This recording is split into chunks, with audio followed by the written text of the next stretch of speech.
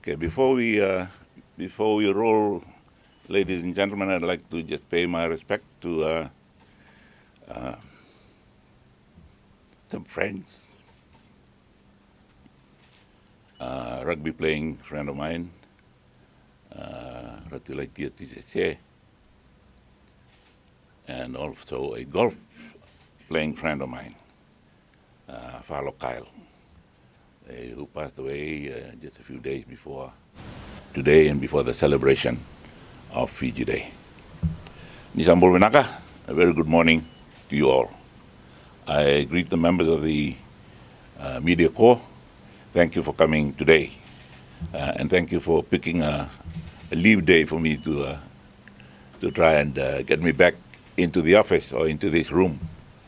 As you know, yesterday was a cabinet day, and we greet those that will be watching us this morning in the live stream, and thank you for your interest in the decisions of your cabinet.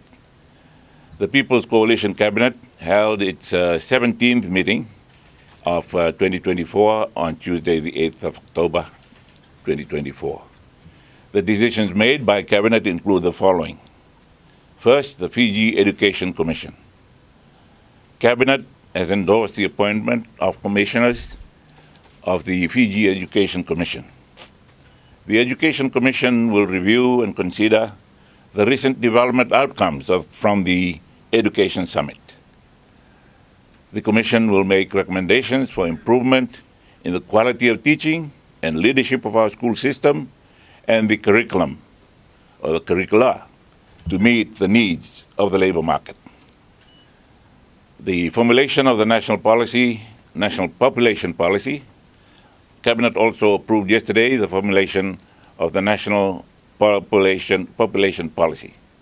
The policy is expected to determine the principles, the objectives and policies adopted by government in regard to population issues. Third was the National Security and Defense Review Report. Cabinet endorsed the National Security and Defense Review, NSDR final report.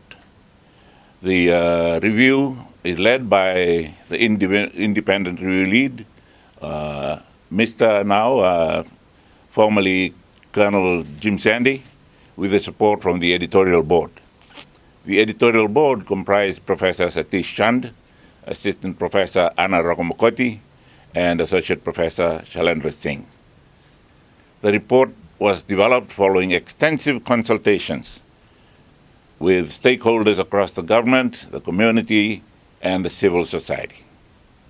The review team will release a public version of the final report and hold a public validation workshop by the end of October 2024. An interagency task force led by the Ministry of Home Affairs and Immigration will begin drafting a national security strategy for completion by December of this year. The NSS will take into account the findings and recommendations of the NSDR in its final report. Fiji's membership of the Global Biofuels Alliance. Cabinet endorsed Fiji's membership of the Global Biofuels Alliance. Fiji will now join 24 other countries, making it 25, and 12 international organizations as founding members of the Global Biofuels Alliance. The Global Biofuels Alliance is aimed at facilitating cooperation and intensifying the use of sustainable biofuels globally. Next is the Memorandum of Cooperation between the Ministry of Public Works and the Ministry of Land, the Infrastructure, Transport and Tourism of Japan. Cabinet endorsed the execution of the Memorandum of Cooperation, MOC, between the Ministry of Public Works of the Republic of Fiji and the Ministry of Lands, Infrastructure, Transport and Tourism, MLIT, of Japan. The MOC will support government's efforts in promoting and accelerating optimal and equal dissemination of water supply and sewerage management in Fiji. Through the MOC, the ministry will have access to relevant experience and technologies that contributed to the achievement of high water and sewer coverage rates and sustainable water supply and sewerage management in Japan. Fiji's preparation for COP29. Cabinet received yesterday an update on the Fiji delegation's preparations for COP29. Since initial approval in September of this year, the Ministry of Environment and Climate Change has been working with relevant ministries and stakeholders to ensure robust, comprehensive preparations in the lead-up to COP29. A technical working group has been convened to coordinate on key priority areas including climate finance, loss and damage, mitigation, adaptation, and oceans, among others. Led by DPM, the Honorable Professor Biman Prasad, the delegation will head to Baku, Azerbaijan in November of 2029, for COP29 in November of this year, to negotiate on priority issues identified for Fiji. Next is the letter of agreement between UNDP and the Ministry of Environment. Cabinet endorsed phase 2 of the partnership between the Ministry of the Environment and Climate Change and UNDP Governance for Resilient Development in the Pacific project. The project is aimed at strengthening governance frameworks in the Pacific governments with a focus on resilience. Phase 2 builds off phase 1 with an enhanced focus on the capacity of the Ministry of Environment and Climate Change. Phase 2 of the project will run until 2026. Vinawalebu, happy Fiji Day to you all and those that are tuning in to your live stream. Has a commission of inquiry been ordered by you? I cannot order a commission of inquiry. That can only be commissioned by His Excellency the President on my advice. And have you given any sort of advice to the President? I'm still looking at the Commission of Inquiries Act, which will be the formula for my recommendation to His Excellency. After that, then the terms of reference will be drawn up to be announced also in conjunction with the approval from HE by me as head of cabinet.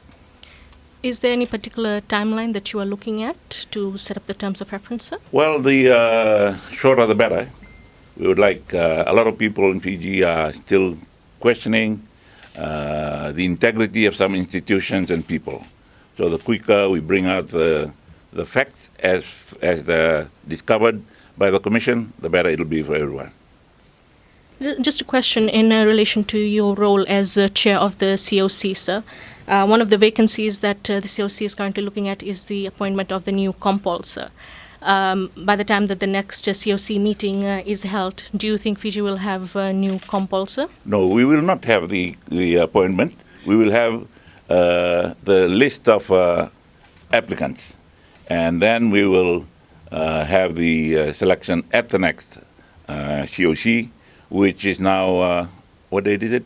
It was supposed to be next week, but the leader of the opposition is away, so we will wait for him to come back. Can we move on, please? Thank you. Sir Nisandre, John Isosal from the Fiji Sun. So when the coalition government came to power, they promised transparency and accountability. I brought this issue up with you yesterday regarding the recent surface photos of the Attorney General, the Minister for Justice, FICA Commissioner, and Deputy DPP.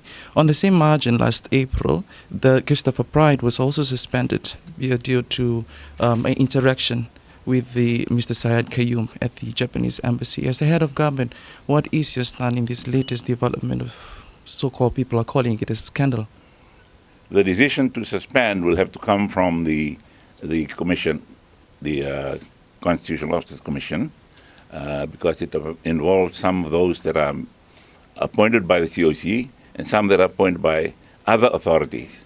So we will have to await the decision of those before we can suspend those that are implicated. And following the suspension will be the assembly of the investigating arms or bodies that will investigate the incidents and recommend back to COC whether they be terminated or reinstated.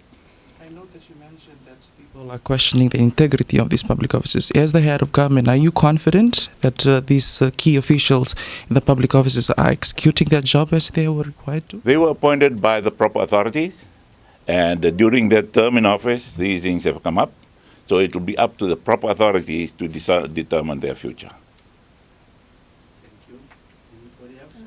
So, Prime Minister, Lavanya from MyTV. So, on the National Security and Defense Report, would you be able to outline some of the key findings and recommendations made in the report, and perhaps just key the security threats, priority or main threats facing? Perhaps it's better to wait for Secretary to Cabinet to give you the hard copy of what I've just read to you, and because it outlines those pertinent points that came out in the report. Mr. Prime Minister, also about the, this is going into the second year of the coalition government's, in governance. We're into the second year now. Right, second year. Towards the end of it. How would you assess the performance of your government? I mean, you would have, going into the elections and having informed government, you would have set out a vision for what you would want to achieve. But so far, are you satisfied with how you've performed? It's like trying to turn around a big ocean liner. It makes a big arc in its turn. The country has been running for so long, and 16 years after a different captain. Now we want to change the course. It will take some time to bring it back to the course that we have designed.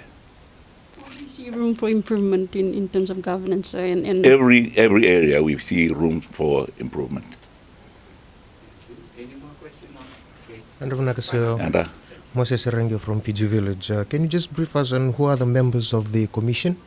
of which commission? The Commission of Inquiry. That's not been has not been determined. Eh?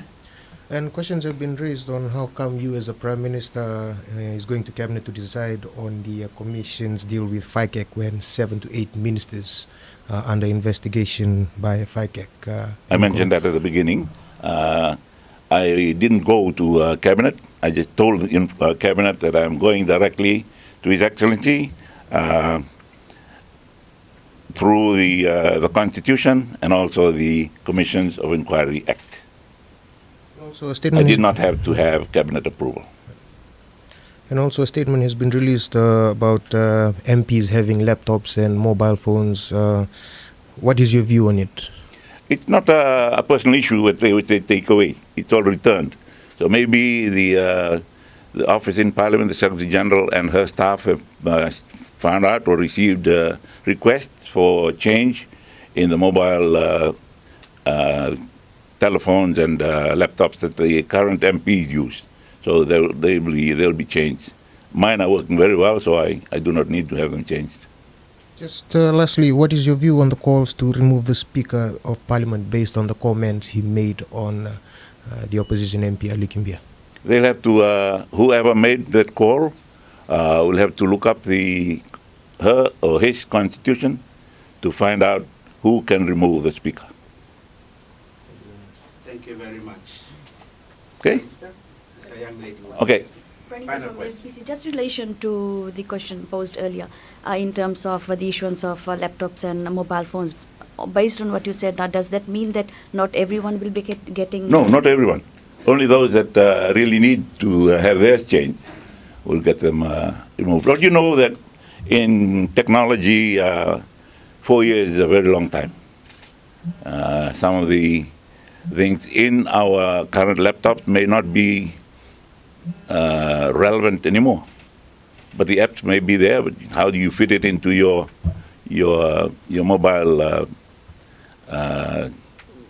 things will probably have changed. Okay? Thank you very much, sir. Naga.